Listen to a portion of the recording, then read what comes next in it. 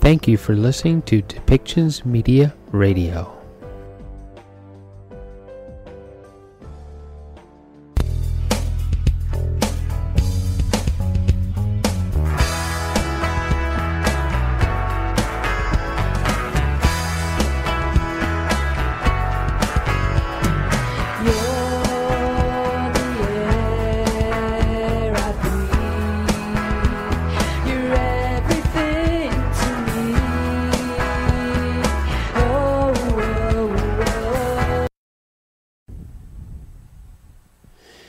Welcome back, everybody. Today we're going to speak with Lizzy Allan. And Lizzy is the creator of Hilarpy. And I'm going to read this from the Hilarpy.com website. We can't talk about Hilarpy without talking about Lizzy Allan. So let's start there. In her late teens, Lizzy experienced the dark night of her soul, which is a fancy way of saying she wound up in a psychiatric ward questioning the meaning of life. Lizzy spent her 20s getting her life back on track. She found her joy of working with people. This led her through various multidisciplinary roles, working with adults and youth offenders. Along with this passion for people came deep love for comedy and its power to shed light on society, the human condition, reflect serious issues in a non-serious way. Hilarpy is how Lizzy truly helps people deal with their problems and rise above to be a better person. So let's welcome Lizzy Allan to our show. Welcome to the show, Lizzy.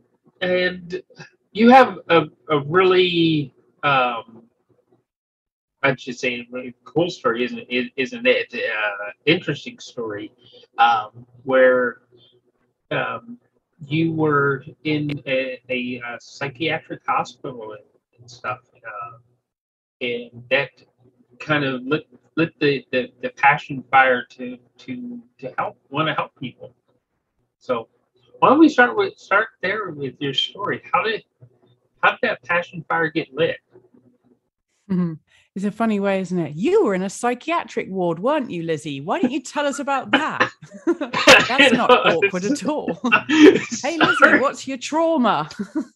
yeah, like, sorry, but yeah. No, you're right. They I'm just joking. put it all out there, right? You know? Absolutely. I do put it out there because I don't think it's anything to be ashamed of. I think we call it mental illness, but I think we should just, call it what it is. It's just sort of like the ebbs and flows of being alive. Yeah. So I was in a psychiatric ward for a couple of months when I was in 19. I had a experience of a kind of drug-induced psychosis in Thailand, which opened up to kind of spiritual experiences and feelings of kind of I cracked open in a sense, in a spiritual sense, in an awakening sense, but I was also really unwell. So the experience of being in hospital, I had lots of visions that I was gonna save the world as a famous rapper, and the classic delusions of grandeur. And of course, coming back from that was a very challenging and lengthy road. And part of my joy in life is to be funny and to make people laugh. And eventually, when I did manage to kind of move into long-term recovery, long-term sobriety, I was able to embrace that part of me that wanted to do comedy, to follow that path. So I went to university and I did a comedy writing and performance degree. this led to me doing a research performance project. And so I wanted to research the benefits of comedy therapy. How could comedy help me to smash my own shame and stigma surrounding addiction and mental health issues? So, long story short, I discovered that my story told through comedy or with humor had a really magic effect for people who were struggling with the same things that I had been struggling previous to, being much more well. So I realized being well is also a big component to helping people with comedy. Mm-hmm. And then I began to teach other people to tell their stories through comedy. We had a comedy night in a dry bar, so it was away from the kind of alcoholic side of comedy clubs, the classic way that people kind of enjoy comedy with alcohol and much more surface level humor, much more shock value. I think my comedy is still quite shocking, but not shock value. It's more like people don't expect me to have lived the life that I've lived, and communicating that from the stage, from a place of wellness, has really big benefits. It lets people know that there's hope on the other side. And then I moved out to Canada and I kind of continued to do the work. It was called addictive comedy. And then I trained as a therapist. So I became a registered therapeutic counselor. I learned tons of new skills to help people move through trauma and loss. And myself, of course, I moved through a lot more trauma and loss, or, some of that old stuff that had never really been dealt with in my family. And I've been moving through that and have kind of been picking up loads of really great tools to live a healthy and productive life. And I've kind of folded them into this comedy course where I teach people to use comedy to express themselves and use stand-up comedy skills and performance, but also I layer in the sort of group therapeutic processes, so we get to kind of cry together as well as laugh together. And what I'm finding is what we're producing is really powerful, authentic stories told through comedy with humor and in safe alcohol-free environments. And it's,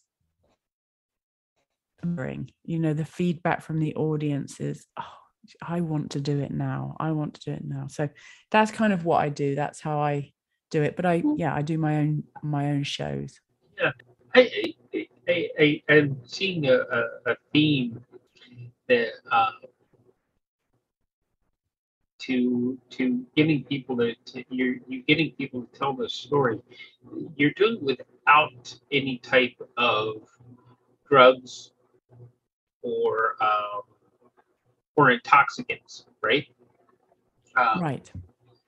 And I'm also assuming that you're getting people to do this sort of thing without any types of medication, because you're not a psychiatrist, you're a therapist. So there's no medication involved. It's just, hey, let's be real about who we are and deal with what we have in front of us, right? This is life. Let's talk about it, sort of thing. But do it in through comedy, which is pretty cool. I personally, I like comedy. I've heckled a number of comedians. Some of them a little more famous, and some of them not so famous. But it's but one of the points of comedy is uh, it's you're talking about life, right? Right. So how effective is your process? Well, it's a process that I use to move through my own shame and my own feelings of stuckness. And I find that when I shine a light on those parts that I actually want to keep secret, or that I want to hide from the rest of the world because I carry so much shame and self-rejection over them, I find that when I walk towards them and I face them and I process them, and I talk about them, and then I bring light to it, and then I find the absurdity within it, and then I share it, I find that it has no power over me anymore, or at least a significantly reduced amount of power over me to keep me small, to keep me stuck. So in my own personal journey, it works really, really well. I've seen it work really, really well for many other people. I know it's not everybody is ready when they come to a Hilarpy course. And so I'm much better as I learn about this process, because nobody's doing this. People are doing comedy as therapy. It is therapeutic, but nobody's adding therapy to the comedy work, right? So right. You have to, you walk a line, right? You dance a fine line between, holding space and holding people accountable, but also keeping them safe. And it's not always safe for people to, or productive for people to be talking about some of the things they talk about from the stage when they haven't dealt with them. Yeah, it's just the point where we should interject the hey folks, don't try this at home. Lizzy is a trained professional. You don't want to try this at home because you might do more harm than good. Well, yeah, you can try this at home, and that's it. It's already happening. Your average comedy club where you're seeing amateurs go up on stage, that is a lot. You will, if you know what to look for, you'll see people that are in essence abusing themselves.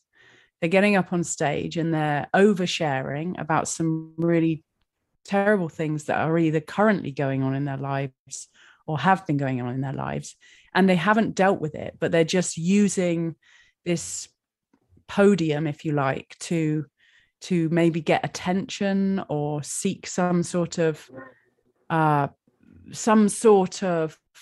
resolution for it.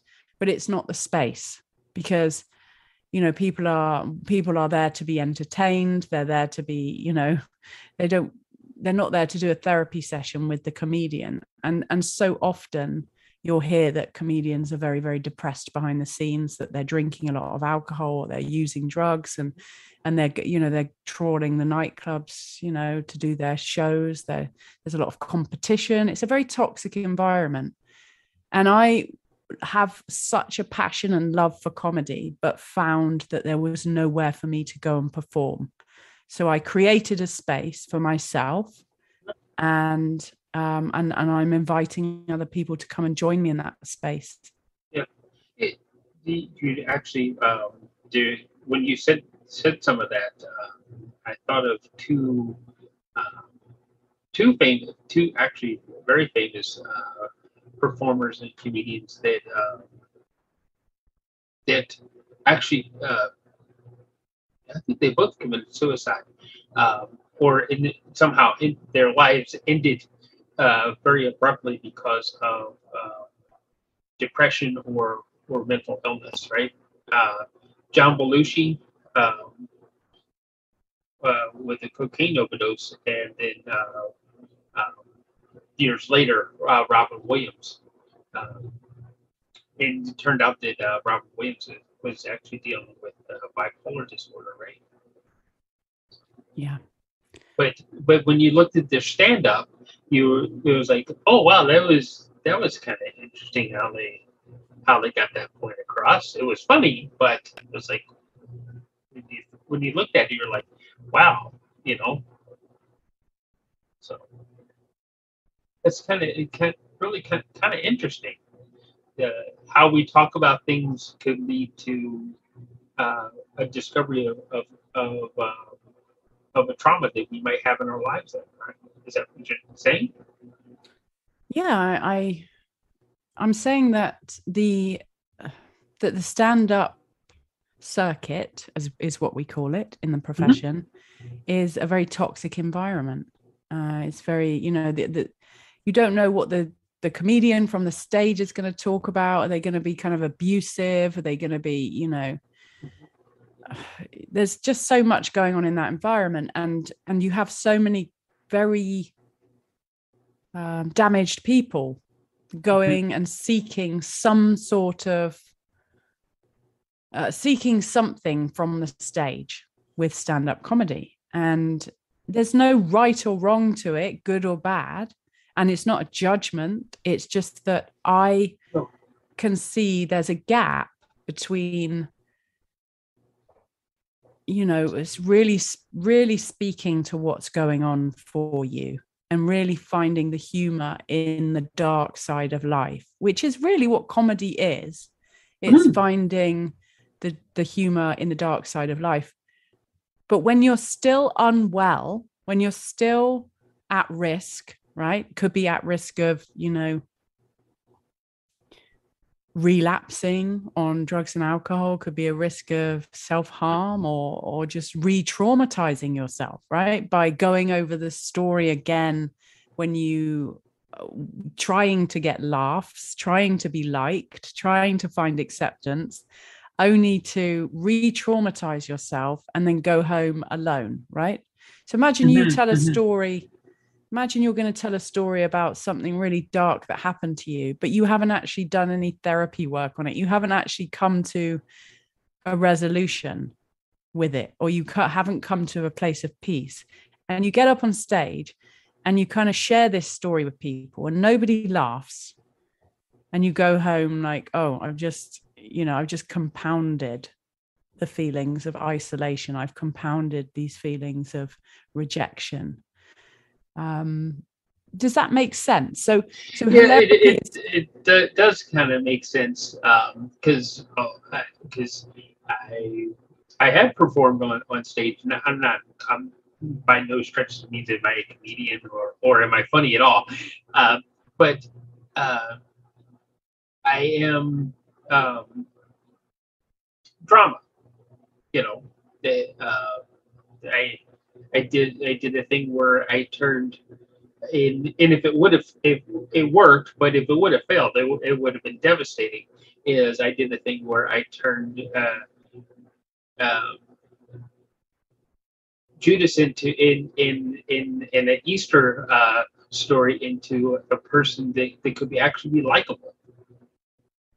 And traditionally we're supposed to hate Judas, right?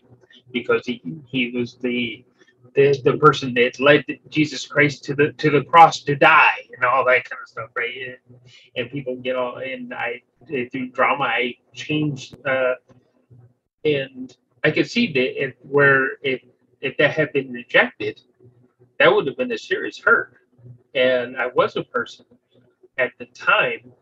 I was in an abusive relationship, so that really would have hurt, right? I kind of see where you're going with that. It's like, wow. So you take that lump of rejection, maybe you can pile it back on top of whatever the rest of the trauma is, and not good, right? Right. So exactly. So Hilarpy really, and what I'm doing with comedy and therapy combined, is creating a safe container for this kind of process to work. So it's not just you out on your own, right? Out in the clubs, trying to get that affirmation, trying to get the feedback loop that says, hey, maybe I'm all right with being me. I create that safe container. The audience coming in knows they're coming into a therapy session. They are part of the therapy session. And then that brings a whole nother level to what we can actually do. And we can bring in that serious piece even into the performance. So you can move between serious, heartfelt moments of clarity into a place where you're making the audience bend double with laughter and you're breaking that tension. So it's a real gift actually to discover this for myself. That I don't have to be perfect, right? I don't have to get up there and make you laugh. Everything I say doesn't have to be funny, but I have to be in ownership of what I say when I say it. And that is an incredibly powerful energy to put behind a comedy set. And I'm seeing magic happen, and I'm seeing talent everywhere I go. Yeah. So in some respects, you through what you're doing, it's charming your own life. Yeah. Pretty cool. So, how do you let's talk a little bit about how the course, the process of how you start to put the course together for people. So you want to, am I getting this right? You want to know how the course, what it looks like? How's it flow? You know, how does it flow so that you're helping people? I know everybody's going to have their own experience going through it. Of course, yeah. Right. Of course. But do you how do you shape that container for people? Yeah, great question. I have like a 10-week course, and the sessions are 3 hours long.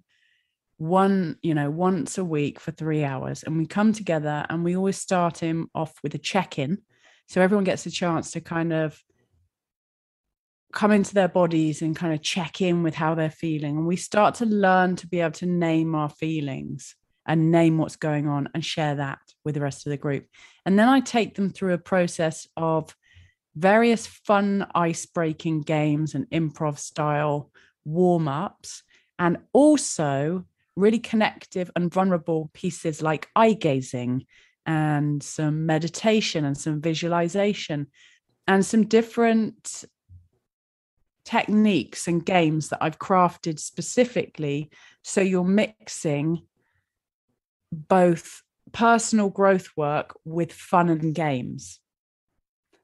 And then we move into, so throughout the course, I'm going to teach you everything you need to know to get up on the stage and do stand-up comedy, and also the process of writing it. So we'll start off with really getting scratches of ideas and how we're going to workshop that together and move through this together and work out the creative pieces. But also, we also do therapeutic group work. So we'll sit together in a group, and if somebody wants to tell us more about who they are, why they're there, what their story is, we start to open up some of those stories and we build a lot of trust within the group. And if something comes up for somebody that's emotional, we can use these different group techniques called experiential group therapy work.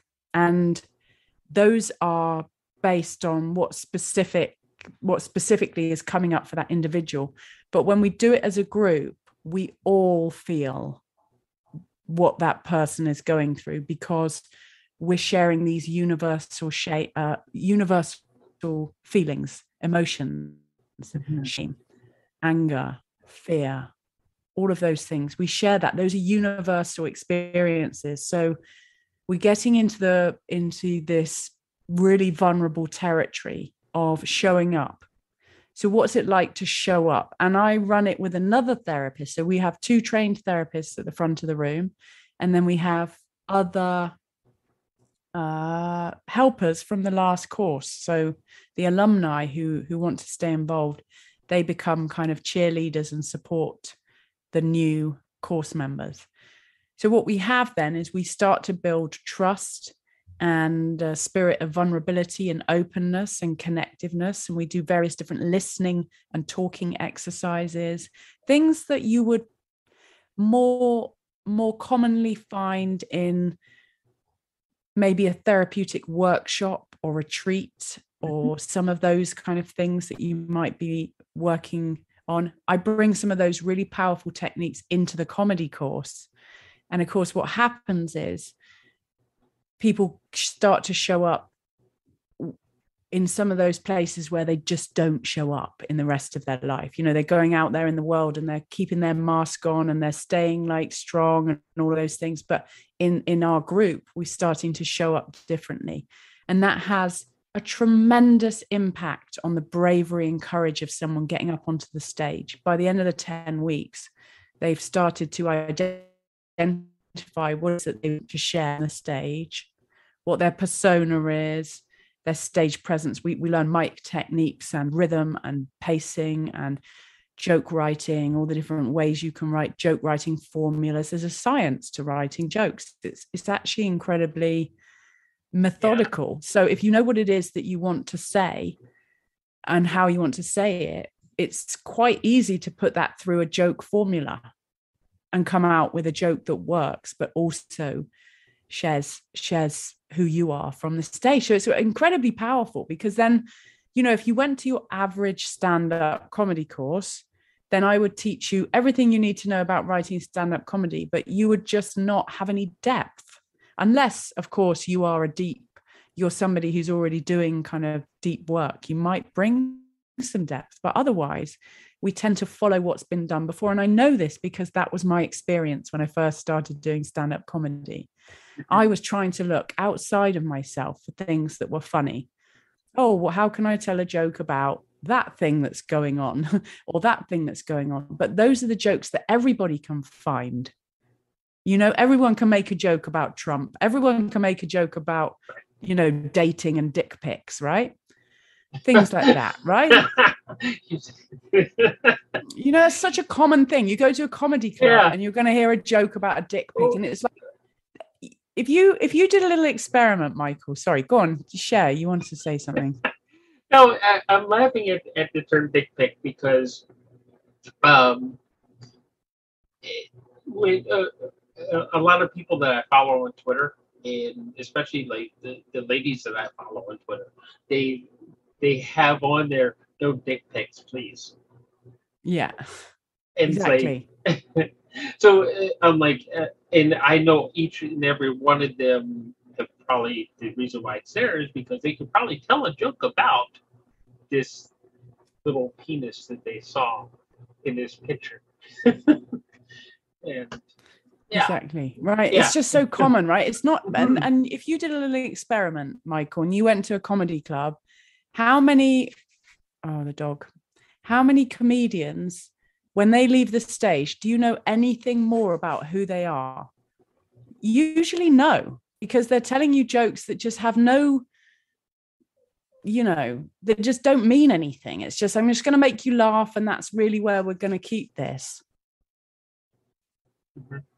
And I'm not interested. I'm not interested in that, you know. So you get people to find some things that are within their in their own lives, and not just something that's sitting outside that everybody can see.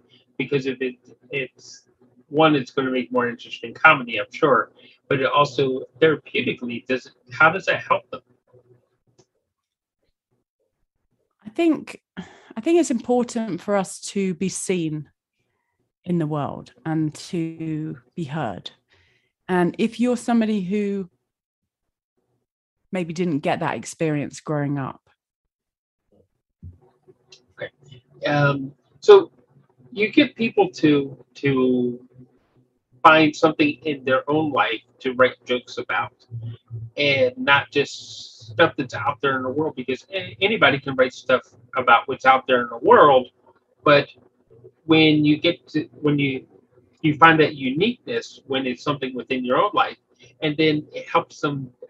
The real question is, how does it help them therapeutically to be able to dig into themselves and write a joke about something that happened in their own life, something that may actually have traumatized them? I think storytelling in and of itself is incredibly therapeutic. It always has been. And it's really connective. So when I show up and I tell you who I am, and you know who I am because I've brought you into my world. Comedy is a brilliant way. Stand-up comedy, you have an opportunity to bring somebody into your world for 5-10 minutes and then show them what it's like to be you, experiencing life. And those things, if I'm talking about my experience of what the world is like and finding the humor within the human experience, you are going to be able to feel sameness, because we're talking about those universal themes that we all experience with shame, fear, anger, self-doubt, feelings of not good enough, anxiety, things like that. We may not all have anxiety, but we've all been anxious at one point or another, we know what it is to do the walk of shame, right? Right. So those pieces are very, very connective, and we want to be connective. We want to feel a part of. And so that's one way that it's therapeutic. But another way is because it builds our self-awareness. It builds our ability to cope with being alive, but it also has this beautiful way of being able to, we get to reframe some of those darker points in our life and then serve them up to the world and even find a bit of purpose there for them. So I think, there's levels, and it's not that you have to do that when you do a therapeutic course with Hilarpy, because lots of the therapy happens behind the scenes. And it could be that you do lots of work behind the scenes and then take something very surfacey. You might only be ready to do humor about what's going on outside in the world. And that's also okay, because you're still getting up there and you're still challenging your fears and you're stepping out of your comfort zone and you're taking on this brave and courageous opportunity, or you're doing that. But you're still doing the work with the rest of the group. You're still in connection with the rest of the group and supporting and being supported. And I think, the work that I do and what I encourage in this container that I create with Hilarpy is another world compared to your average stand-up comedy course. And that's no, slating on that. I'm not putting any bad things on that, because there's definitely a place for it. But this is therapeutic work first and foremost. And it's also connective work and healing work and change the world work, right? Change the world with your story. But we can do something to make our world a little bit better, right? You know what I mean? Yeah. And you tell your story and you make somebody else laugh, and somebody else connects with your story and sees you up there owning it in your joy, in your power, in your light. And they think, well, they're telling my story, and maybe I can tell my story, right? It doesn't have to be through comedy, but maybe it's all right for me not to be ashamed anymore. Right. Because we're breaking stigmas out here, right? If I can't talk about my life because there's a stigma around it, then I'm going to just communicate to the rest of the world, you can't talk about your lives. But stigma is only broken when we break the silence. And this is another way, just another way to break the silence and talk about stuff and allow people to pull down barriers, right? Pull down the barriers that separate us. Let's laugh together. Like that. We should be able to laugh together, right? Yeah. There's a whole bunch of other things we should be able to do together, but laugh together, that's a good one. And I like laughing. Yeah. So how long did it actually take you to discover the exact formula to building this container for people to be able to just share? I think it probably took I think the formula happened over a period of about a year. And it happened when I was doing my 12-step recovery work. So I was learning a lot about this art of listening and holding space, which, if you know a 12-step, AA meeting or an NA meeting or any of those meetings, you get to say, hello, my name is so-and-so, and I'm going to talk for, you don't say I'm going to talk, but you talk for a few minutes and everybody listens.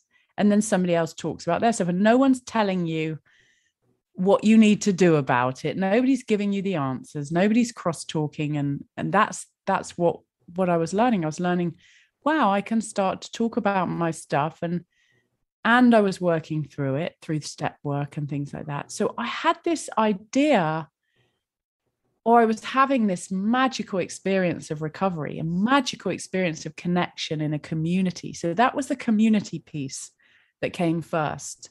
Then the comedy came because I learnt, all these skills in my university course. Then I did my show and I invited my recovery community and I started to research comedy as therapy. So that was the other piece. Then I started to teach people how to do it. Then I started comedy clubs, a comedy night in a safe, supportive, alcohol-free environment. And because it was my comedy night, I got to set the tone. And that really helped me to understand how humans work, they operate. You can actually gather a group of humans and pretty much get them to wherever you want them to get to if you tell them before they come and set the expectation. You can't invite a load of people and then say, okay, the expectation now is that you all put your phones in this basket and take your clothes off. But if you told them before they were coming, this is what you're going to do, you're going to put your mobile phones in this basket and take your clothes off. They have a choice to come or not. Right. Okay. Right. That's a pretty niche thing to do. Right. That's a pretty niche party that we're doing there. But my point is, if you bring a group of people into a room and say, this is an incredibly powerful and sacred moment that we're having here together tonight. This is as much a therapeutic experience for you as it is for us. It is unbelievably beautiful. No, I shouldn't say unbelievably. It's beautiful how the human spirit rises to meet the occasion.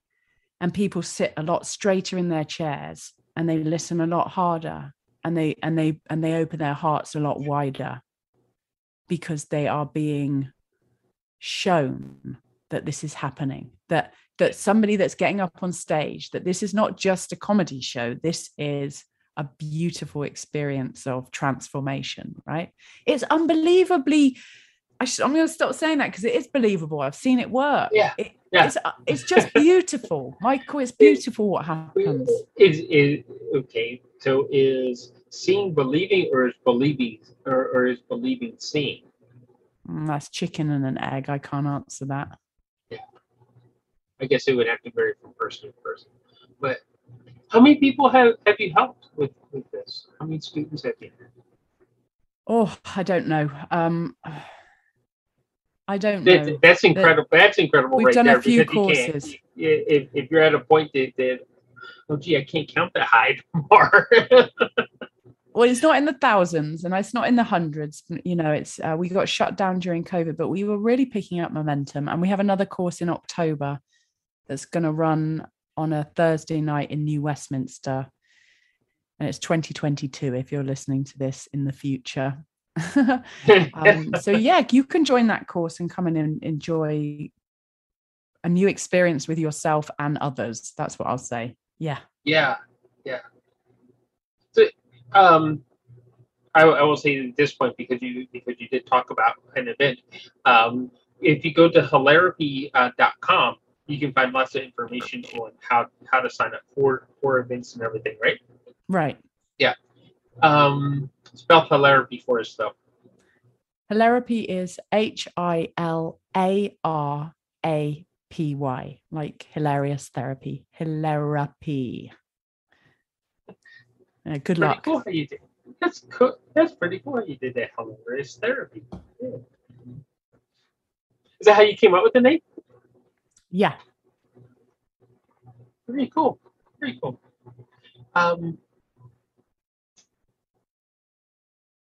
This is an offhanded question. Are you a serious wordsmith? Like you like playing with words? Oh, love it. Yeah, I love it. If you see my comedy, I try to make it sound like I'm just making it up as I go along, but I can work on a couple of sentences for hours just to find the right rhythm and the right words to set a scene or bring you into a feeling yeah. I love words. Very cool. How satisfying is it to be able to work with words and to work with people and to transform them? It's brilliant. It's brilliant. It's a journey for sure. And I'm looking forward so much to be getting back into a room with a group of people in October. It's, we were online for a long time during COVID, and that was just, totally different ballgame. But I'm glad I had it. I'm glad I had it during that period. So I'm so excited to get back in the room with people, and it's a real privilege to do this kind of work and to have it come through me, because I discovered it as I went along, but I believe that I was meant to discover it, and it was mine to bring to the surface. And I don't believe I'll be the only one to do it. I'm hoping that it will become a trend. And, things evolve, right? And I think there's a new place for comedy, and I think there's a new era for comedy, and a new space that can into fruition. So, ultimately, you talk about removing stigmas and things like that. Ultimately, what would you like our society to look like after we really seriously start removing stigmas around people's emotions and things that happen to them? I would like to walk around and look into the eyes of my fellow humans and really see the person there and see myself there, because I think we are one. That's my belief. We are one. We come from nothing, we return to nothing, and we're all cut from the same cloth. So I would like more of an open-hearted experience in the world. I mean, that's my job, to do my own open heart work, right? To show up in the world and be open-hearted. But there's people out there. I'd like to see a lot more open hearts. That's what yeah, but not literally. I don't want to see everybody's beating bloody chest wide open. I know exactly what you mean by open heart, open to other people's ideas and ways of love, right? Yeah. So,